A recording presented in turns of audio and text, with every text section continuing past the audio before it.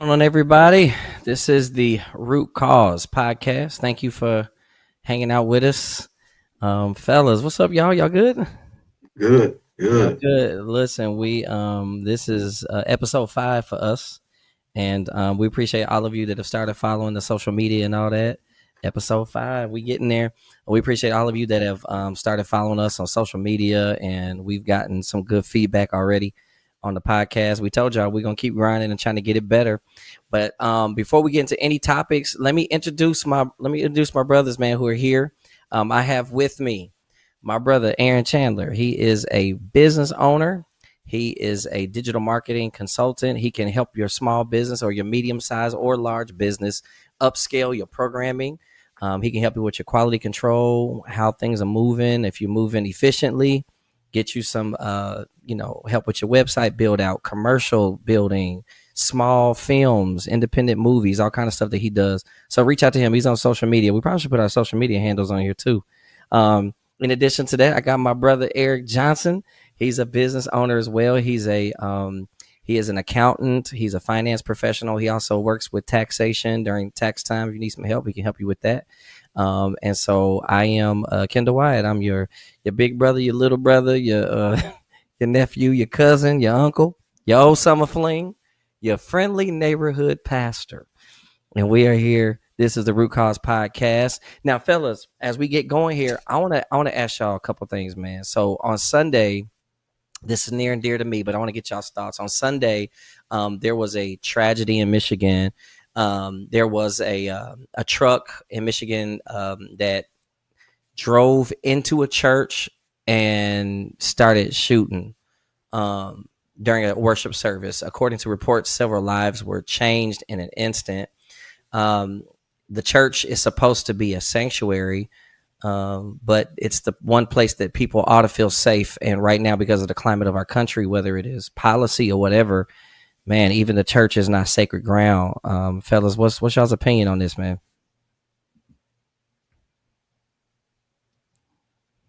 You know, the, here's the thing. It is sad.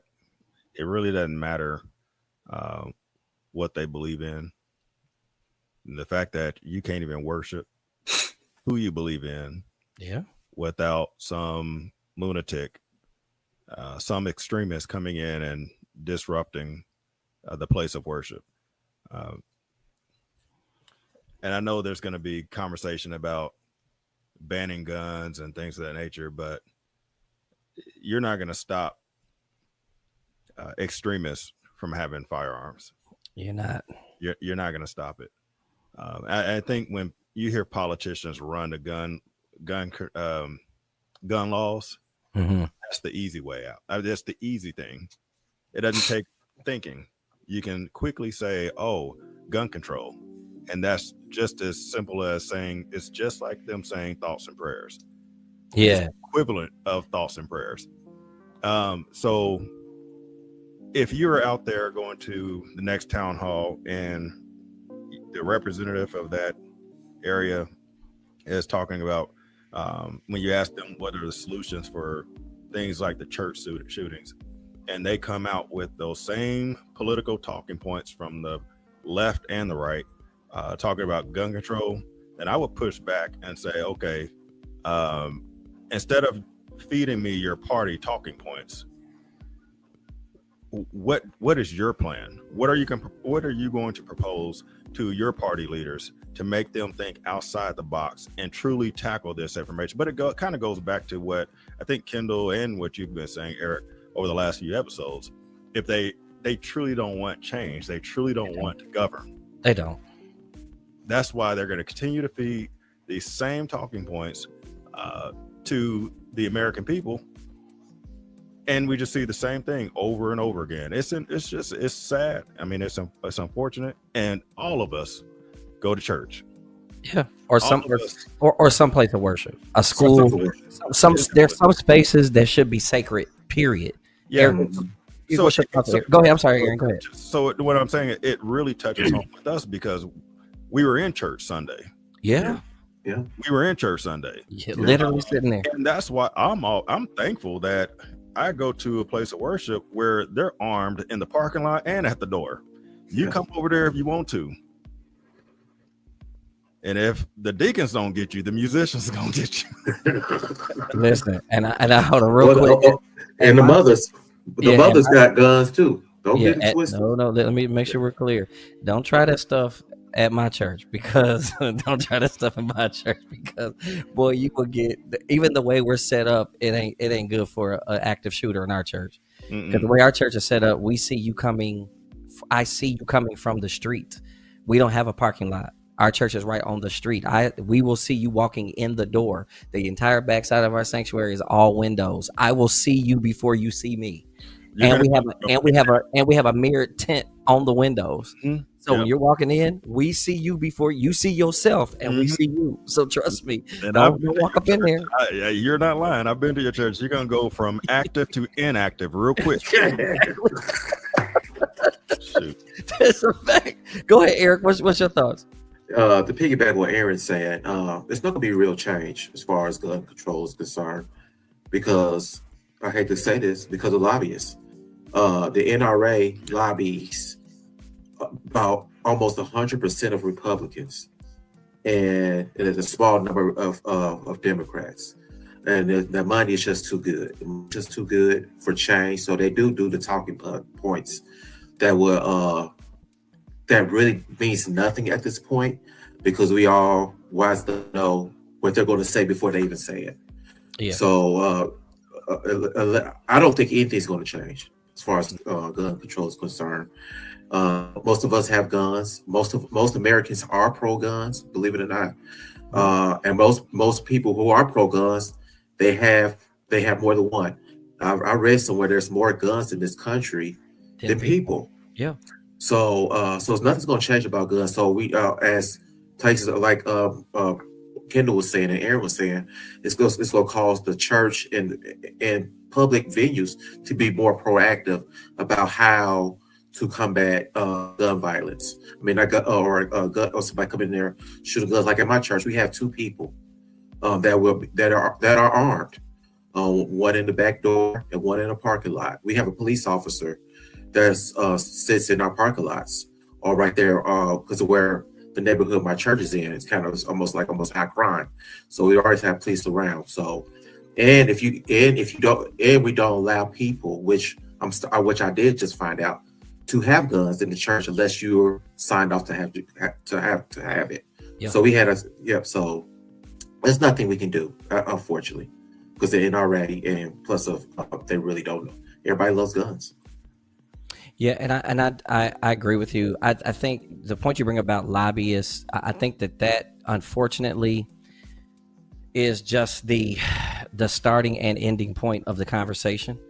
And what's funny is, and we didn't have time to do this, and we'll have to deal with it at some point, but we were actually talking in our private chat about the NRA, right, and how they're so powerful, right, until it's time to push back on governmental tyranny, which they have sworn up and down that the reason why they need bump stocks and automatic handguns, not semi-automatic, but automatic handguns, and they need extended clips and all this to protect themselves against the government. And here comes Donald Trump running U.S. troops through the cities of America, and they're like, yes, take over, governmental takeover. They're cheering it, but they don't know what they're doing. They were anti-big government until it was time to run the Mexicans out of the country. And now they're now they're in favor of big government. They're in favor of spending all this money. Government come in and send troops and all. Now you want government interference everywhere. And they want government in your uterus as well. We can talk about that. Yeah, so what happened to anti-government? You didn't want government. You wanted government out of everything. So I mean, only when it's black and brown, that's when pro-government. Oh, you know what's funny? I was reading something today. It's like $39 million a day that ICE is spending. $39 million a day. And weren't they? Ain't that the same ICE people who was in Washington D.C. and other police thing? If they're not doing if they can't find anybody, they actually cleaning up the roads. Mm-hmm. Yep. Some of those National Guards. We got to move to our next topic, but it's funny because you said it, because there's some people from Portland. I saw this video There was an interview on this lady on the street in Portland because he's talking about sending troops into war-ravaged Portland, Oregon. Yeah, By the way. yeah. They interviewed somebody on the street, and the lady said, you know what? She said, Trump, he's such a whatever. She said, he's such this, that, and the other. She said, but hey, at least we'll get some landscaping done. Because that's what you're going to use U.S. troops to end up doing landscaping because there's no crime outbreak in Portland, Oregon. You guys have any final thoughts on this before we move to our next topic? No. So listen, y'all, we have a looming government shutdown again. The last time we had a government shutdown, it was under the Republicans and Donald Trump.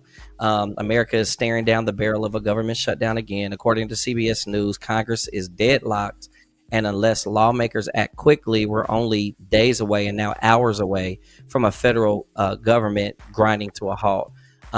This isn't just politics in D.C. A shutdown means real consequences for people. Social Security recipients could see delays. TSA workers and federal employees might go without pay. And critical programs that millions of Americans depend on will be disrupted if they don't come to an agreement. Now, I'm going to be honest with y'all. I hate to see the suffering of people, but if I'm the Democrats, I'm staying out of their business. They have the White House. They have the House of Representatives. They have the Senate.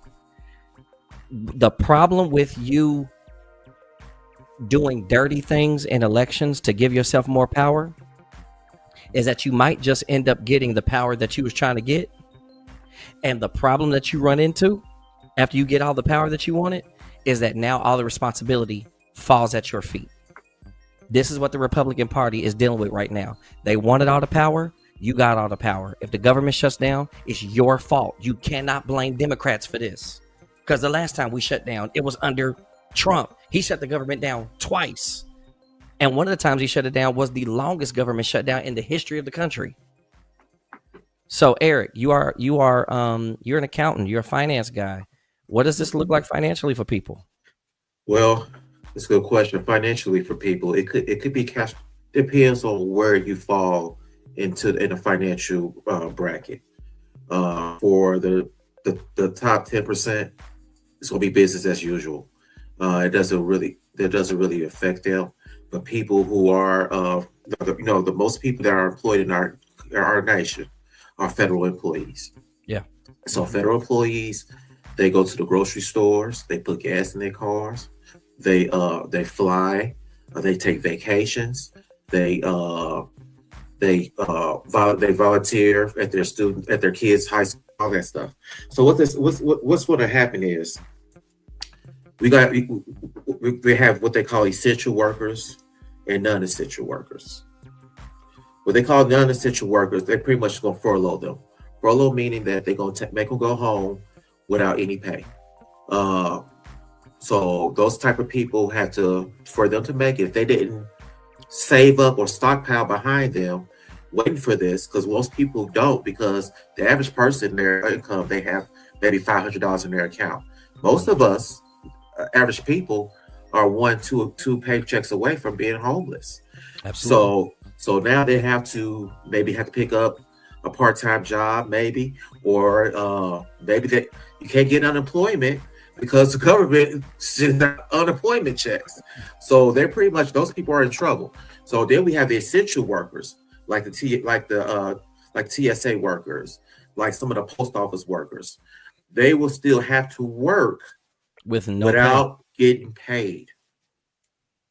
So which hurts the market, meaning that a lot of those people, they have 401ks. They can't put anything in there because there's nothing to put in. And you still got to pay for your groceries, your rent. You still got to pay your rent. You still got to pay your mortgage. So that could be a down. You still have to pay gas money to get to a job that's not going to pay you. That's not going to pay you. Yeah. So it really affects everything. It somewhat affects the stock market. Because as we know, about 62% of us do own stock, but the 38% do not. So But they said the stock market may change. It may not. It all depends on how the money flow up. Because trickle down economics is not really a thing. No. Actually, now this way our government is set, where finance is set up now, this money is bottom up. It's not top down. No. So that's all I have right now. And I also read that the Powell, who's the federal chairperson, he said if things go for a long time, they may have to be forced to cut interest rates again. So we'll see how it goes. But that might be part of the ploy. Yes. I don't trust Donald Trump, and we'll come to Aaron. Mm-hmm. Donald Trump, y'all got to understand this about him, and stop convincing yourself that all these politicians are the same. They're the same animal. They might be I shouldn't say the same. They might be an animal, but they're not the same animal. Mm-hmm. If that makes sense. It depends on the topic. A dog is an animal, but a wolverine is an animal too, and so is a snake. A snake's an animal too. Mm-hmm. And a snake is very different from a cat in your house, right? Mm-hmm. So Aaron, I think that maybe to Eric's point, maybe one of the ploys could be that Donald Trump is willing, because he's been trying to get this interest rate down. They might be sitting there going, you know what, we're gonna let the economy tank a little bit to force the interest rate down, so that the banks and the lenders can make more cash. Aaron, what's your thoughts? Well, I mean, if they wanted the interest rate down, you just should have fired Jerome Powell a long time ago. He can't. He can't legally do it. Exactly. Right. Listen, when has that ever stopped him? Yeah, and the courts. He got the courts, and had the courts he put in place. Exactly. I know y'all not expecting Mr. 34 felonies to abide by the law, to be a law-abiding citizen. Mr. 34 felonies, and nobody in my administration is gonna testify in front of Congress. You talking about him? That guy. Right. Nigga trading in his orange body paint for a jumpsuit. But anyway, exactly. So at least his color wouldn't change. Yeah, right. So the thing is, as a small business, it's crazy because probably a few hours before the show, I got a text from a government worker asking if I was hiring. But to your point, Eric, I mean, it's really going to touch those federal workers, businesses. From a small business standpoint, it may not necessarily directly impact me, but it's going to indirectly impact me because I have nonprofit clients. I have clients who have federal contracts. But see, that's Aaron. Talk about the ripple effect, because it's more than just.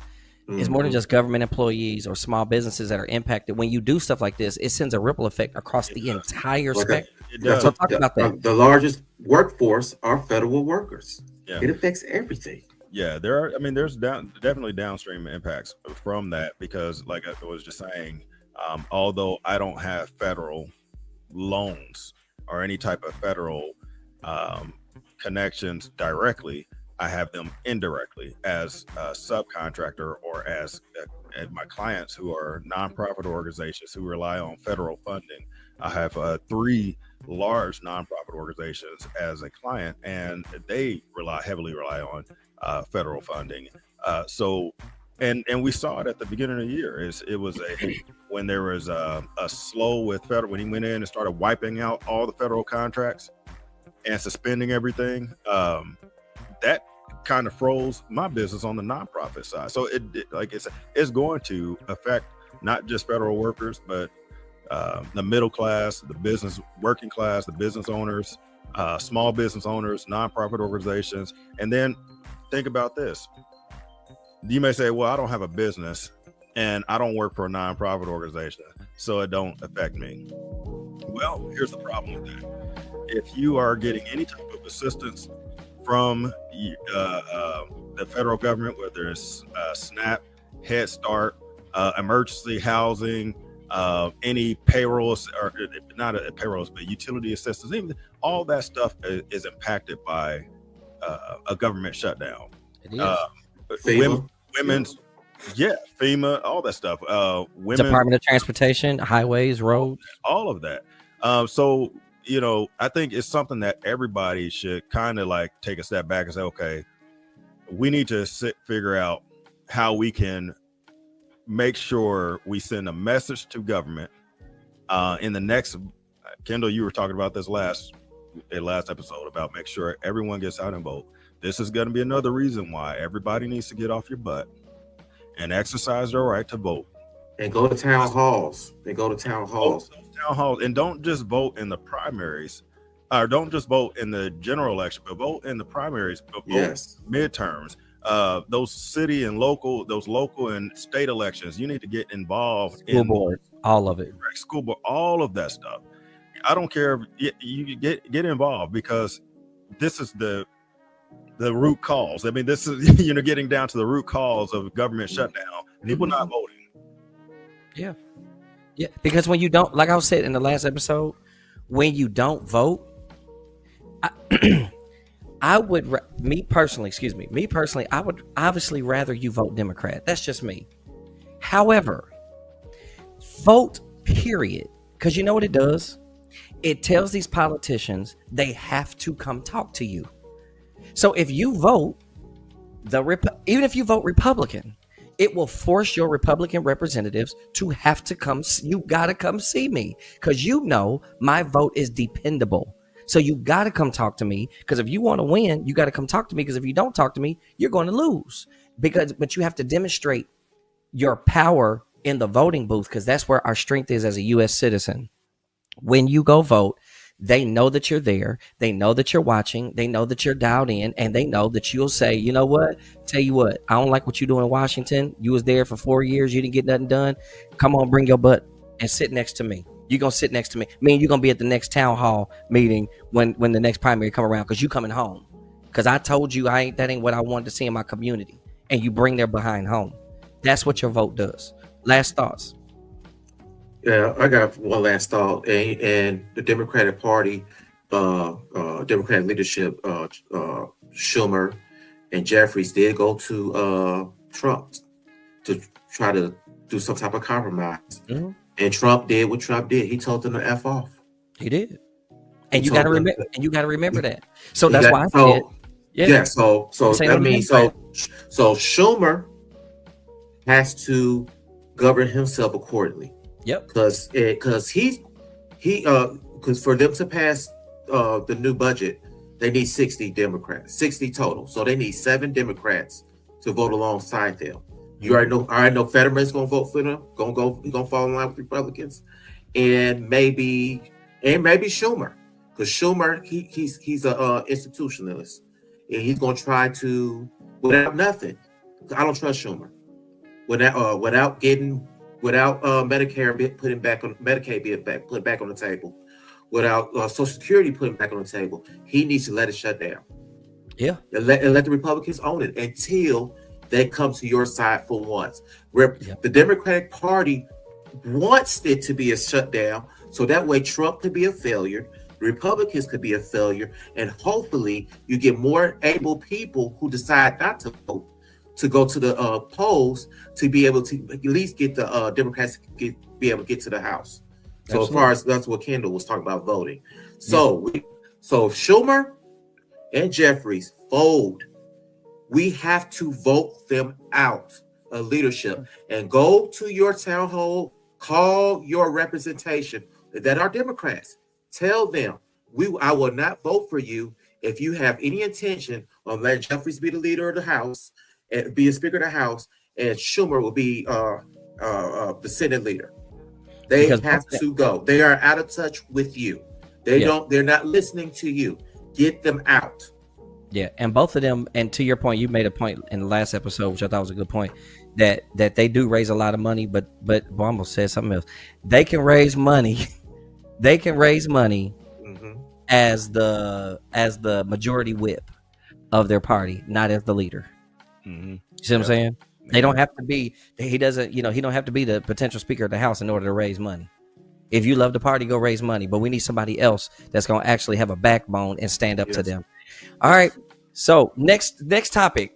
This is my topic, y'all. Listen. So and it goes back to kind of what I've been talking about, just with like as a pastor, just end time prophecy. And I don't want to make this. It's not like this isn't a Bible talking podcast, but we are Christians, so we do kind of address some of this stuff. I want y'all to hear this for a second. So, former President Donald Trump, or President Donald Trump, held a briefing with Prime Minister Benjamin Netanyahu, and this comes as Netanyahu rejected the demands of the U.S. to end the war in Gaza. And what we're seeing from Benjamin Netanyahu is he is in survival mode, because as soon as this war is over, he's eligible for prison. He has already been convicted.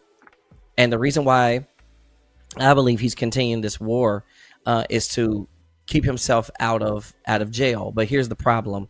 They are literally, it makes me so sad, man. It is. Mm-hmm. And I mean this from the bottom of my heart. They are slaughtering these people. Yeah. Yeah. I was watching a video, and then I'll give the floor to you guys. I was watching the video of a doctor holding up the medical coat of a nurse who was killed by shrapnel from a bomb. And while he's holding up her coat, saying, you know, in Arabic about how she was saving lives and he needed her, and now he's the only, you know, one of few personnel. She's the only person that really knew how to deal with bodies that have experienced trauma and all this kind of stuff. Why he's saying that while he's talking, they dropped a bomb on the hospital. While he's talking. Now, two things real quick, and I'll step aside. Y'all, unfortunately, this is just my opinion as a pastor. This is a both political and theological opinion. Israel is simply doing what the Bible said they would.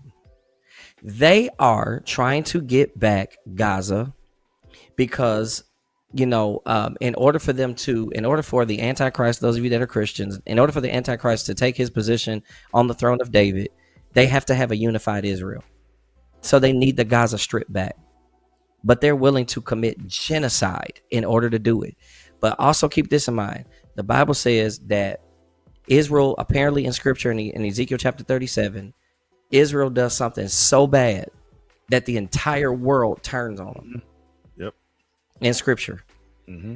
Now, we didn't know exactly what that is, but something like this makes a lot of sense. Now, watch this.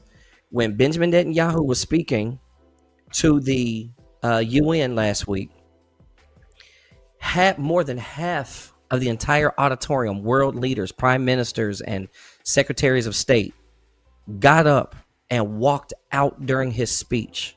Y'all, you are watching the world turn on Israel. You're watching the world turn on Israel. And we knew this was going to happen because of scripture, but it's also happening because they are committing war crimes every day against the people of Gaza. And the last thing is, white Christians in America, I'm disappointed in white Christian America. Because I said in our last episode that Jesus, in one of our previous episodes, I think episode 2, that Jesus was a man of color from Palestine, because Bethlehem is in modern day Gaza. Jesus was a Palestinian Jew, and Jesus' hometown of Bethlehem, where he was born, has been blown to smithereens by the Jews. And I don't care what anybody says, this is not okay. It's not right. The fact that we won't say anything and the fact that our government won't do anything is atrocious to me. What's y'all's thoughts? Aaron. Man, look, yeah, I know you just talk about white Christians, but what disappointed me is I was in a debate with an evangelist, black church, and she was like, her approach was, you better watch how you speak about Israel. You're going against God and the word of God. That's like, hold on, let me tell you something. It's like, let me tell you something. I'm not about to sub her and support genocide ever. I don't care if it's in the name of Islam, Sudan, Israel. I don't care who it's in the name of. You know, the thing is, and then here's another thing that I don't like, that every time you have somebody speak up and speak out against Israel, Americans try to say, oh, it's anti-Semitism. No, it's not. No, it's not. It's No, not. it's not. It's not. Yeah, you're speaking against genocide. You're speaking against the over 30,000 civilians who were slaughtered. 36,000 as of last week. Who were slaughtered. 36,000. Process that for a minute. I think it's more. That's what they can calculate. That's what's reported. I think that's what's reported from Israel. That's what's reported. I think it's more than that. I believe it's six figures. Yeah, that's not the ones who aren't even identifiable because they were hit by the bomb. It landed directly on them and they're blown to pieces. You know, I mean, there's women and children who are slaughtered. I'm sorry. That's my fault. It's over 64,000. That's my fault. 64,000. Well, I said over 30,000 because the last time I checked, it was at a little over 30. It was going over 30,000. But the 36,000. The last 2 months of the war has been 36,000 in 2 months, and it's over 64,000 total since October 7th of 2023. Go ahead, Aaron. Christians, I don't care if you're Apostolic, Baptist, Catholic.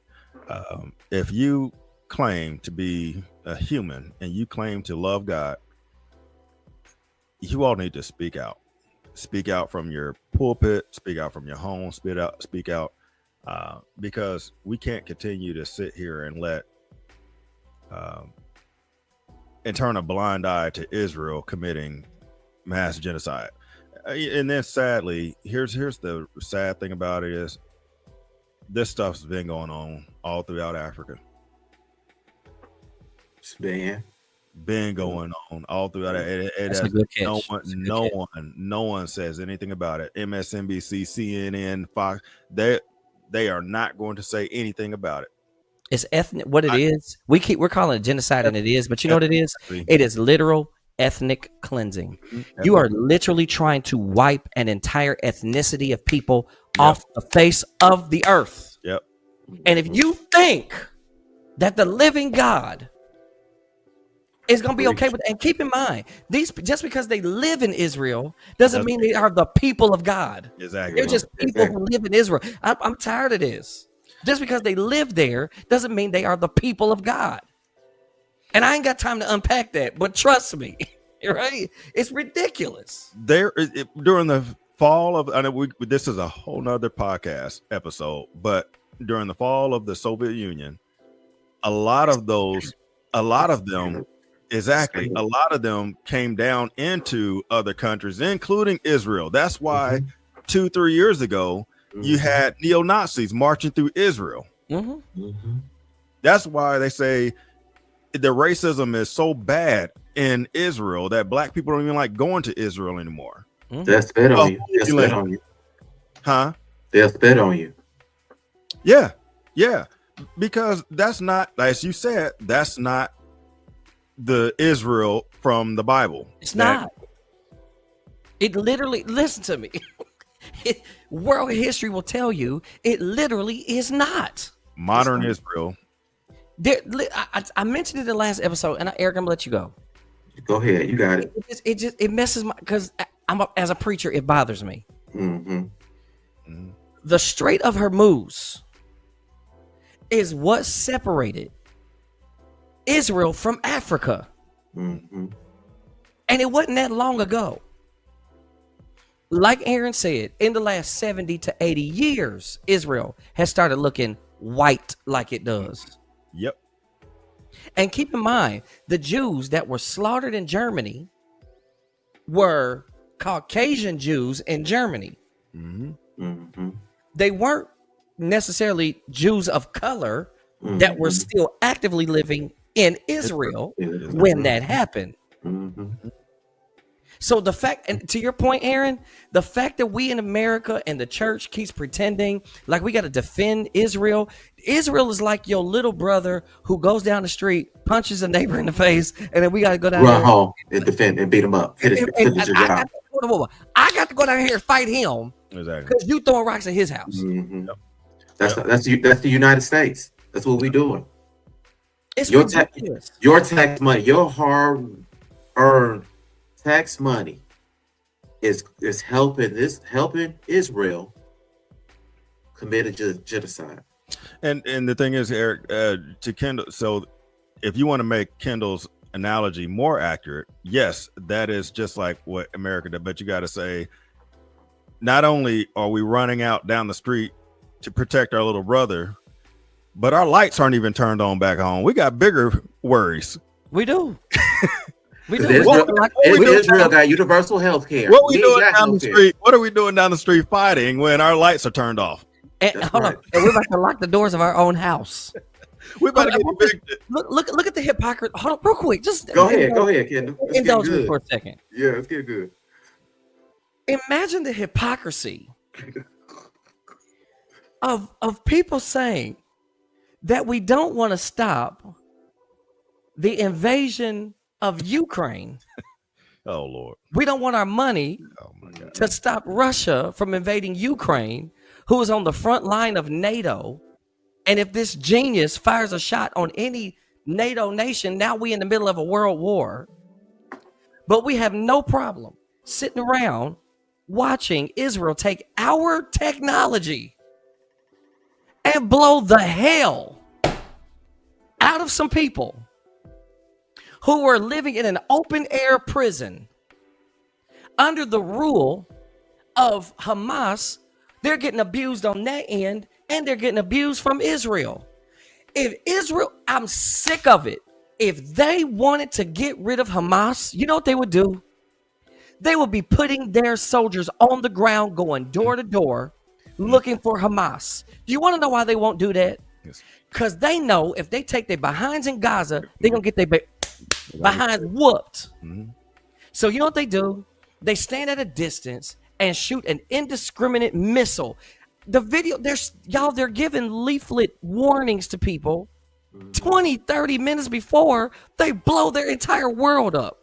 Can you imagine leaflets falling from the sky and you look up to grab one, and in Arabic it says you have until 9 a.m. to get everything out, and you look at your watch and it is 8:47 a.m. And then if you know they have sufficiently proven to you, if I don't take my entire life, I watched the video, they were throwing bed mats out the window. Yes. Throwing bed mats and just temporary food and book bags out the window. Yes. That is insane. And the fact that the world is sitting here watching this is crazy to me. If you want Hamas, put your big boy drawers on and go up in there door to door and do guerrilla warfare and go avenge your people. Which, by the way, 700 Jews died that day. 700 Israelis died that day, and your response is 64,000. And let's keep in mind, get out of here. Who funded Hamas? Who funded Hamas? How did they get all their funding, or what? Who supported them at first? We did originally, or how they BB. Yeah, he used our money to do it. Gave them money to start because he had his whole idea was, and he knew when October 7th was about to happen. He knew already. He allowed it to happen so he could commit this genocide. So that way he could stay in office, and that way he could be able to elongate this as long as possible. Kendall, you and I would talk. I mean, maybe this is like 20 years ago, man. You and I had a conversation about holy wars and why Americans are trying to go and insert themselves into a war they cannot win. Because it was during the Bush administration, not shock and awe. It was his daddy. Afghanistan. His daddy. The war on terror. Yeah, sure. Yeah. And you and I were talking about that. It was like, hold on, why are we out there trying to go in there and insert ourselves into an unwinnable war? Yeah. Because those are holy wars. Yeah.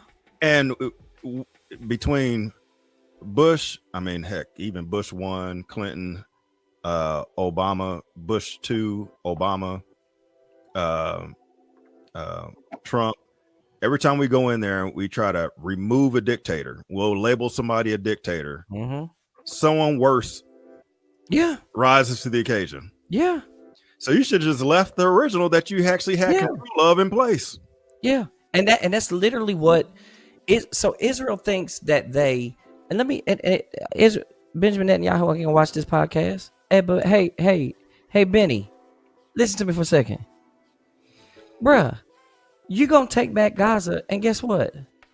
Russia, Iraq, Iran, Sudan, Turkey, and Syria is going to invade Israel, and they're going to take it from you anyway. It is the genocide is just mind-boggling to me to see these. Man, I'm a daddy. All of us are fathers, the three of us. Yep. I'm sitting here watching babies.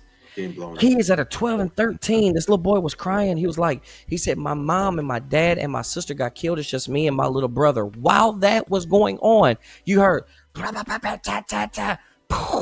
the background. Horrible.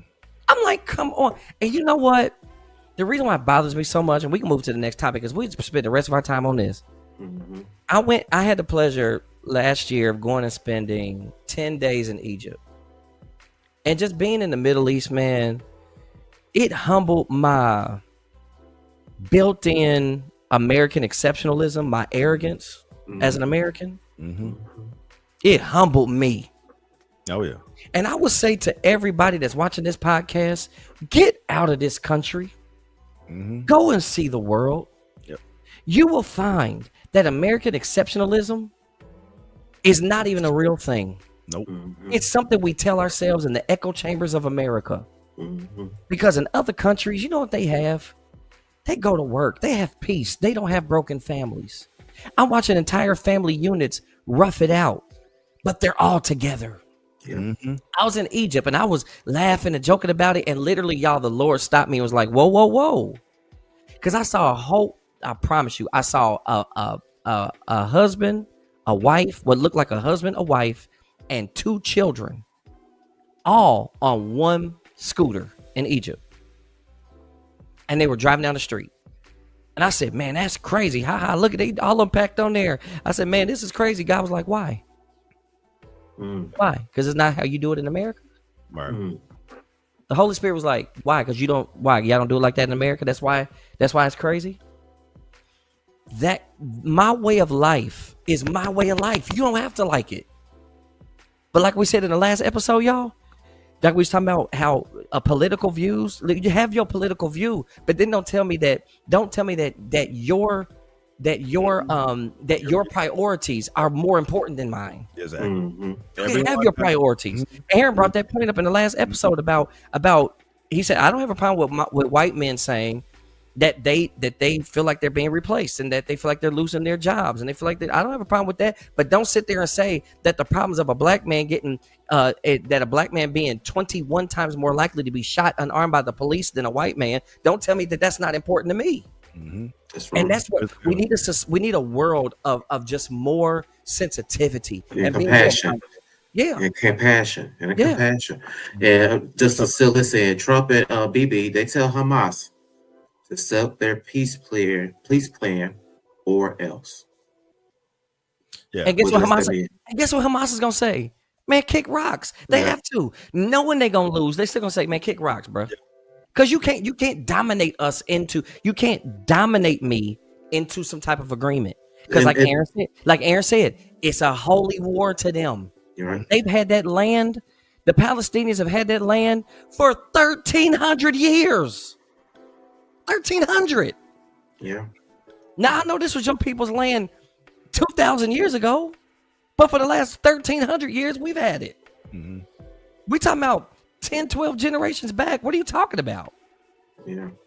Anyway, any last thoughts real quick before we move to our next topic so we can do some rapid fire? That's all I would say is just it goes back to what we said 2 episodes ago when we were talking about the greatest of 2 commandments. We need to just get back to that. Everybody get back to that. And you're going to see all this stuff goes away. It'll go away. But the problem is the reason why it won't go away. Give a little context to that, Aaron. About loving God. We talk about the greatest of 2 commandments out of the book of Matthew. And We was talking about the greatest. In fact, how about this? If you missed it, go to YouTube and watch that show. I think it's episode 1 or episode 2. Go back and watch that. Watch both of them. Watch both of them. Because, and then if you want to just watch some shorts, go look at TikTok, follow our TikTok page. And so you can see this stuff. It's not just about politics. Yeah. This is stuff that will help you be a better person, a better husband, a better wife, a better father, a better mother, a better brother, sister, a better neighbor. Kendall so eloquently broke down what is a neighbor. That's out there. That's trending. Go out there and watch that on YouTube. Watch that on TikTok, because that will fix a lot of this stuff that we're seeing, from mass shootings to public executions of people exercising free speech, to pedophilia throughout the music industry and Epstein Island and all this other stuff. It will fix all of that stuff. That's good. Unfortunately, the reason why y'all don't want to fix it is because sin feels good. Ooh, that's a message. And it makes money. And it makes money. It's profitable and it feels good. That's good. So I'll leave it there. All right. So yeah, if you're not on that, get on that, y'all. We got some good information. Now watch this. Now listen. So the Supreme Court, I get so sick and tired of seeing what Jamie Foxx call your boy on Django? What do you call him? Snowball? Snowball. Hey, Snowball. Get tired of Snowball. So this week, Snowball, Clarence Snowball Thomas. Who that nag? Who is that man on that nag? Justice Clarence Snowball Thomas made headlines this week by suggesting that legal precedents should not be treated like gospel, which is crazy to me because that's the first time that's ever happened in the history of the Supreme Court, that you can undercut the precedent of a previous court. That statement has reignited debates about how much unchecked power the Supreme Court justices currently have. These are lifetime appointments. And once they're in, unless they resign, retire, or pass away, they are in there. And I know this is a topic that Eric has been on for years. But Eric, talk to me about what needs to happen with our Supreme Court to get people like Clarence Thomas up out of here, because this genius has been on the Supreme Court since all of us were in elementary school. We were barely born. He's been in there for 40 years. We were in elementary school going into middle school, and we are all in our 40s, and he is still on the Supreme Court, and he's still kicking. What do we have to do with this? And let me throw one idea out to you real quick, Eric. In courts, we will have a lifetime sentence. Life in prison is considered 25 years. I have a question. Why can't we change the language that a lifetime appointment is 24 years, which is a long time? Talk to me about term limits on the Supreme Court. Why do we have a problem? Why is it a problem not to have them? And then what's your solution, you think, for it? Mine is a 24-year term. What's your thoughts? I actually like that. I like that. I think we have to have term limits on the Supreme Court, because the unchecked power caused them to be, in my words, they become reckless because they're corrupted, and because they don't have to answer to nobody. Yeah. And when you look at this, we think about the Supreme Court, they always sit down like like in these thrones, like they sit. You know how they be sitting down. Have them. You always have the right now. Justice Roberts is sitting in the middle. Then you have two, but they all got that many thrones. They think they're kings. And the last time the court has had 9 judges since 1869. A lot has changed since 1869. They've had lifetime appointments since 1869. Also, Thomas, if president is not gospel, see, I'm encouraging all the Come on, presidents and our senators Come on, Aaron. to go ahead and pack these courts out. Come on, Aaron. Out. And once you practice, or if you're not going to pack it out, let's do term limits and get them out of there. And these Republicans, they're smarter. They smart about these judges. Let's not. Amy Barrett, she's in her 40s. She could literally be on there for another 2 generations. The same as Brett Kavanaugh. He's in his mid 40s, almost 50 now. So he got about 30 years in there. We're in trouble unless we push the Democratic Party to pack these courts. Add 3 more seats. And add some 3 more seats to balance it out. I still blame Ruth Bader Ginsburg for why we're in this situation. I do too. We are totally lockstep on that. I will blame her. I'm gonna blame her until the roaches start eating her body. They probably may have already started. Stop, Kendall. Her that we are here. She's part of the blame. Obama. This is why he should have people pushed. This is why we have a few people sounding off. You know, y'all piss some people off online. Oh, you know, go ahead, Eric. Go ahead. I'm done. Go ahead. Yep. We had some people mad in the comments. There's only 2 solutions. 25 years max, or pack the courts. That's all we can do. And then we're screwed. Yeah. They already reversed Roe v. Wade, and they lied. They lied and said it was president. When they Kavanaugh, Barrett, who's the other person? Amy Coney Barrett, Kavanaugh, and Gorsuch. They all said the same thing. They literally lied through their teeth. And we knew they was lying. All these laws, Clarence Thomas lied. It is established precedent. That is literally what he said. But hold on, Aaron, before you go. But this is what happens when you let them play in your face. You want to know why this happened?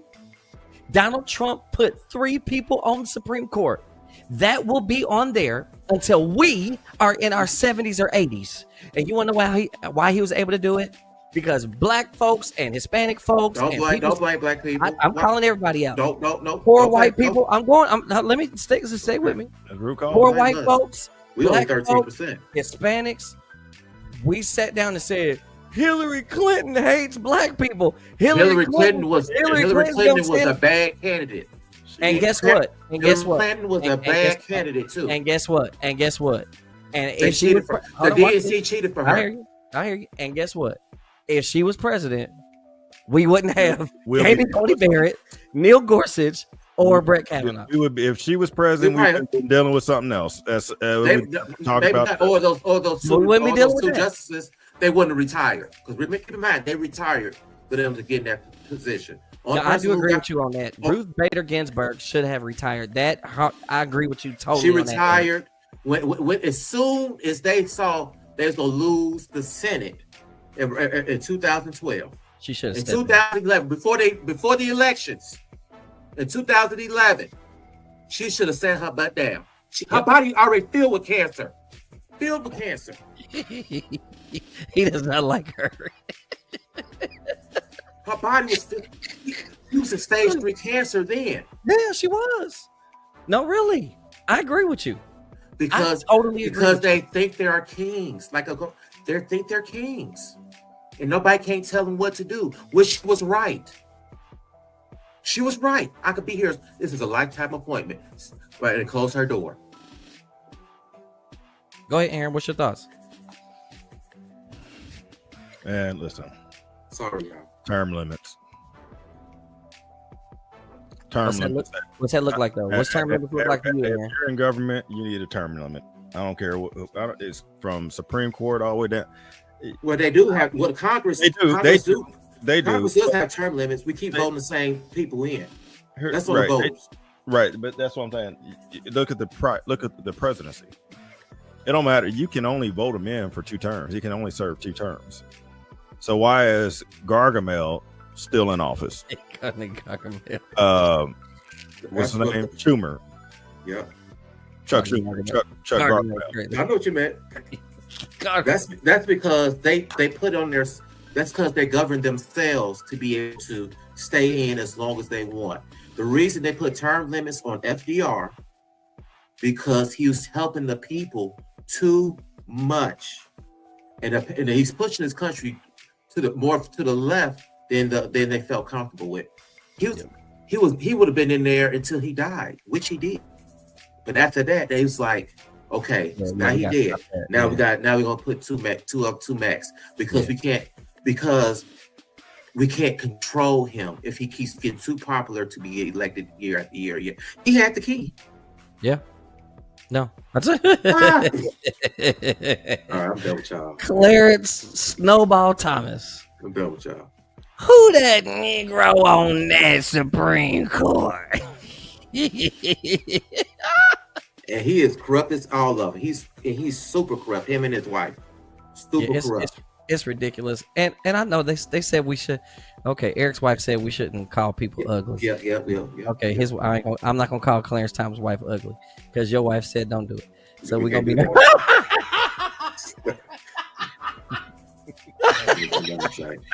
I ain't got nothing to say. Aaron, I did not know you had those pictures teed up. Boy, the chemistry is crazy. See, there it is again. See, Eric's wife did not like. She did not. We have to bring your wife on one time next week and explain to us why we shouldn't be talking about. Okay, we should. How Laura Loomer looks like. That looks like the guy from Saw. Tell your wife to come on and explain to us why we shouldn't say she looks like the guy from Saw. Hey, look, Eric gonna get kicked off. Hey, if you're looking to join a podcast, we're gonna need a third co-host pretty soon. Exactly. We need to get a woman on here. Honestly, we need a. Eric said, "Hey man, my wife said stop talking about body shaming. Stop talking." Yeah, man. She sure did. She said, "Stop."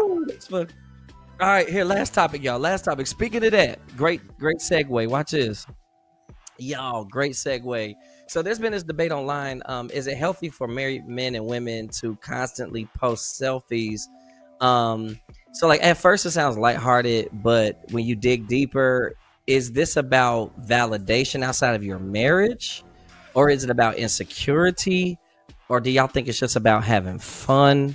Like, what do you think this is when people are just incessantly all the stuff, man, all the things on social media, right? So I see people on social media like, you know, married women are in the gym in the mirror, like all the little gym shots and all that kind of stuff. And then the guys, listen, man, I don't really post like that. I mean, I'll post content, but I don't post pictures of myself. So I don't understand a lot of posting pictures anyway. To me, it's vanity just in general. I think when I see a person post too much, trust me, if you posting too much, I am literally judging you. Yes, you're being judged by me. I'm judging you. But let's start with Eric. Come on, Eric. Tell me, what is this, man? Is it? What do you think this is? Do you think it's harmful to, in your opinion? Do you think it's harmful to marriages when people kind of share too much on their social media about themselves and you never see their spouse?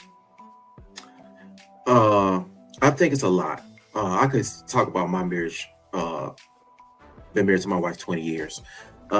We don't post each other.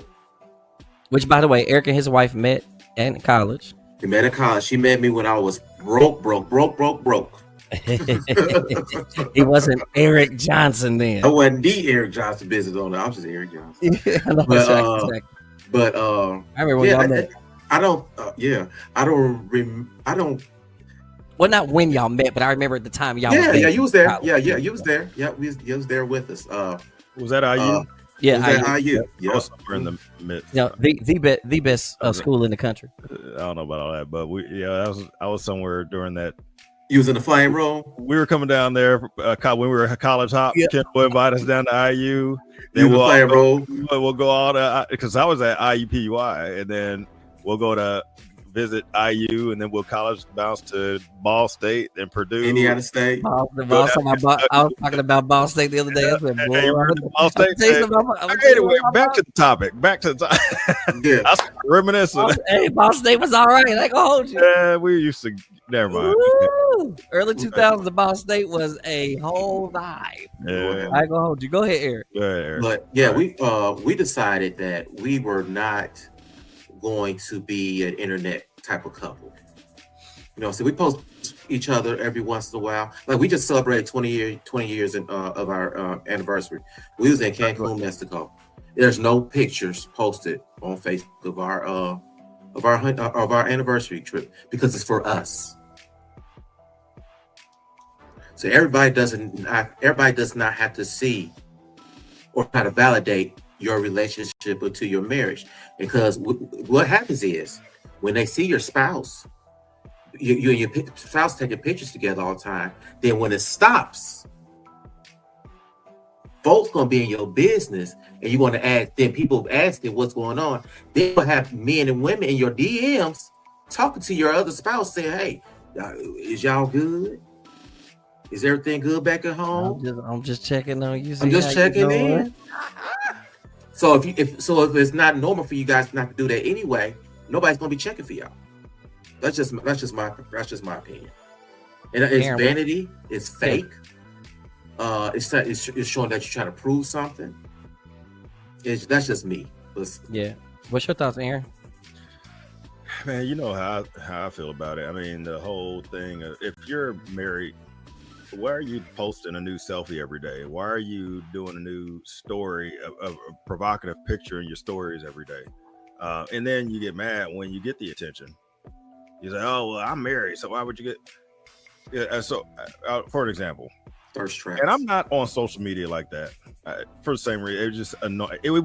When I am on social media, I'm going there for a specific reason. I go on to troll Republicans. But more likely political. But I'm rarely on there scrolling my feed, because when I go into my feed, and if you've been living under a rock for the last 20 years, your feed is when you see everyone you're attached to, everything they're posting. That's the feed. Mm-hmm. And I realized that the feed is usually a bunch of morons. No, just fine.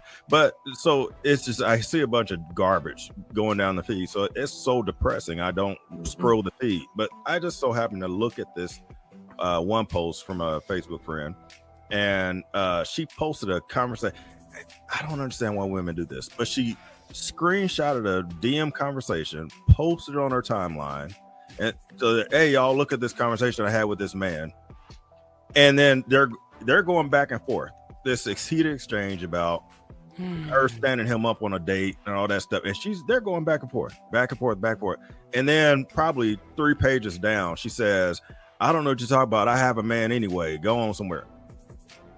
And I just simply post, "Hey, that conversation is way too long if you have a man." That's true. It's way too long. Fixed her right on that. My thing is, why are y'all doing this?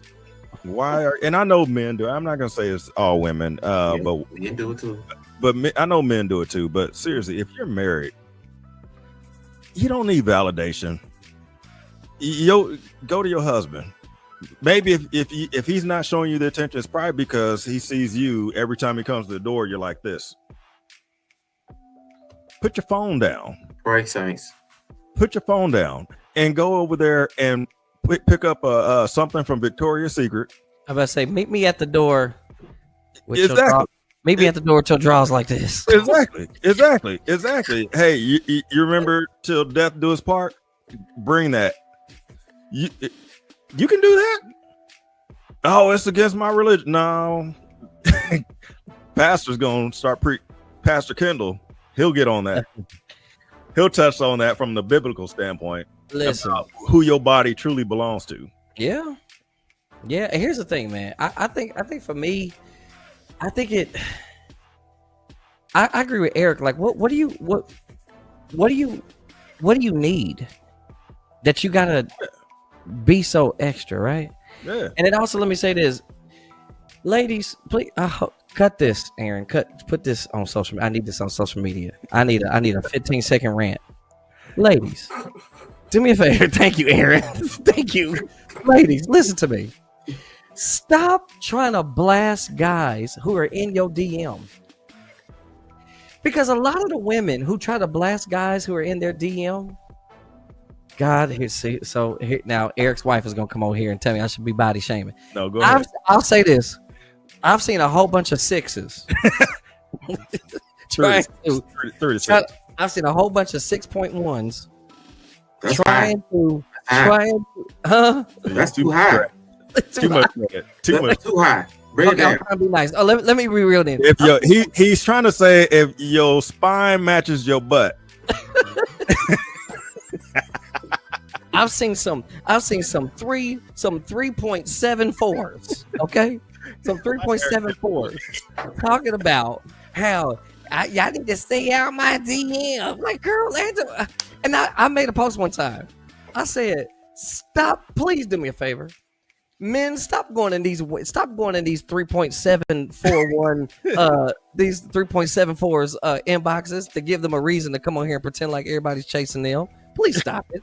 Please stop giving them material to talk about. If your eyelashes and your nails are the same length, exactly. But talking about you. But I will say this though. What I will say is this. Oh, let me stop.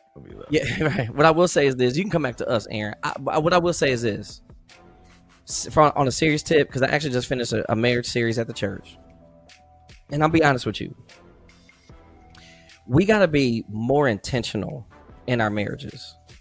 I really, really think that we have lost intentionality in our marriages, like really remembering what your job is, right? You are, without going to a whole long drawn out thing, here's the Cliff Notes version of it. The husband is house band. That's the word, Old English word, house band. In the Bible, when the Bible says that the husband is the head of the wife, he is kephale, meaning he's the source.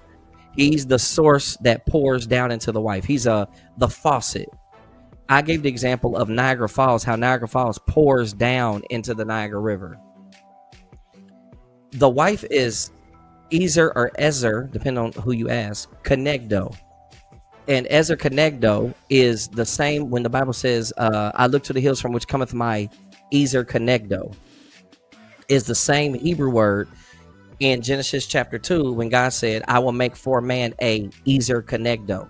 Essentially, if a wife allows herself to be, you can literally be the hand of God in the life of your husband, bringing the ministry of God to him, ministering to his very core. If you allow it to be so, if you allow it to be so as a wife, you can be the peace of God, the blessings of God, the understanding of God. You can be, because a woman is supposed to speak with wisdom. So if you are being an Ezer Conegdo, God might use you to speak to your husband like, hey, I'm watching this, baby. You might need to pivot on this. And if it's not always coming at him in some kind of disrespectful way, he'll be able to receive it. But then as pertains to the husband, if the wife is doing that, then the husband needs to be doing his part, which is pouring. He should constantly be pouring into his wife, because the Bible says, husbands, love your wife. Christ loved the church and gave up himself for her. Mm-hmm. Gave up himself. He poured himself out just like Christ did for us. So, man, I think in marriage, I just think we've lost the intentionality of it. And marriage is one of the most amazing things that God has ever created if we just allow it to be that. Mm-hmm. And you cannot have a healthy relationship, I don't think, killing it, 1,000 cuts at a time. And no man wants to see his woman in the gym mirror posting selfies. I can't tell you how many husbands have their wife blocked on social media so they don't have to knock her block off when she gets home. You know what I mean? And that probably shouldn't have to be like that. And the same thing for guys. Like, why are you out here in your little muscle shirt showing all your little pecs and stuff? And your wife's probably at home like, what are you, a hot boy or something? Like, what is it? Like, what are you advertising? I think it's a level of disrespect to me personally, man. I just think we got to be careful and just, man, listen, y'all, guard your marriage, your significant long-term relationships, man. Guard your relationship, man. Everybody People looks for love. Yeah, I'm done. Everybody looks for love, and nobody wants to be alone. No. But then we start to do the things that cause us to be alone. Don't bring that trauma into your relationship. Guard it, like Eric said. Him and his wife been married for 20 years, just trying to insulate their marriage and guard it, and just look. And he said the pictures, they for us. They're not for nobody else. So I love that part of it, man. I just think for me, I agree with you, Eric. I think, man, look, if y'all gonna now don't be posting everything between the two of y'all too, because I've seen people post a bunch of stuff between the two of them, and then 2 weeks later they make a post about them filing for divorce. Like, whoa, I thought y'all was the couple. So I guess the point is, man, not everything is for social media, man, and they don't have to stop cramming it down people's throat, man. Amen. And be respectful, man. Don't disrespect your partner either way. Yeah, and we're 10 minutes over. Oh, sorry, but I'm gonna cut this for you, Kendall. I'm that little bit there is gonna go out there on a reel. But wives, we want to hear your feedback in the comments when you see this video go out there on TikTok and on YouTube Shorts. Comment. Don't just watch and like. Comment. We want your feedback. Man, we're gonna have to do a whole conversation and have some women out here so we can argue with them. We are going to go live as soon as we get to a point where Kendall can show up on time. We're going to go live. The lie. I have my stuff ready to go. Don't be like that. I think I was shot at me. We'll go live. No, but we're working on all the kinks, and then we plan on going live pretty soon here. I would say within the next 2 to 3 weeks, and that way we can start inviting some of you up while we're live. Yeah. And I'm looking forward to it because, look, we love the conversation. Like Aaron said, down in the comments section, let us know how you feel. Let us know how you feel. Listen, we got thick skin. We can listen to it. We can hear it. Yeah, we may respond. We may not respond, but we are definitely reading. Yep. Kendall, close us out, brother. Listen, man, thank y'all for tuning in. You've been listening to or tuning into the Root Cause Podcast. You can follow us on social media. You got that slide for it? Yeah. No? At Root Cause. Yeah, at Root Cause Pod on most social media, and then on X, we are Root Cause. It's at the bottom of the screen. Root Cause. It's at the bottom of the screen. You say it, Aaron, because I keep. Oh, here it is at the bottom. Look at the bottom of your screen. At Root Cause Pod, and then on X it's Talk Root Cause. I mess it up every time, man. We got to get. Next time I'm gonna hold a sign up like this, kid. Right? Get over a cue card for me. I need to put it in my notes. Look at that, man. Look, hey, thank y'all for tuning in, man. Check us out next time. If you look at the side of her head, man. Save us, Lord, save us. Look like George Washington from the side. Hey, and look how big she is. I'm sorry, Eric. Tell your wife don't get mad at her. I don't get you, my pretty, and your little dog. Too. Thanks for watching, y'all. Thanks for watching. Thanks for watching the Root Cause. We love y'all, man. We see y'all next time. God bless.